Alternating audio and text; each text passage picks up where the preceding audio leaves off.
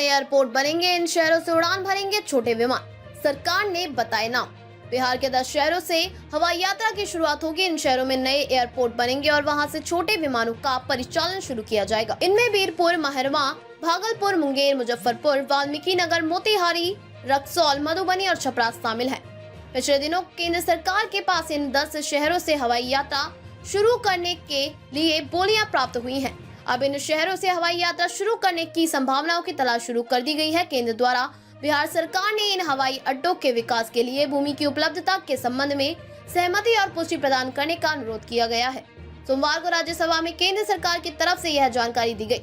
भाजपा सांसद डॉक्टर भीम सिंह के राज्यसभा में पूछे गए सवालों पर नागर विमानन मंत्रालय ने कहा कि बिहार के 10 शहरों में उड़ान 5.2 योजना के तहत एयरपोर्ट बनाने का प्रस्ताव है। नगर विमानन राज्य मंत्री मुरलीधर मोहोल ने बताया कि इन एयरपोर्ट से 20 से कम सीटों वाले छोटे विमानों के लिए बोलियां प्राप्त हुई हैं। उड़े देश का आम नागरिक योजना उड़ान के तहत बोली प्रक्रिया के दूसरे चरण में दरभंगा हवाई अड्डे के विकास के लिए पहचान की गई थी।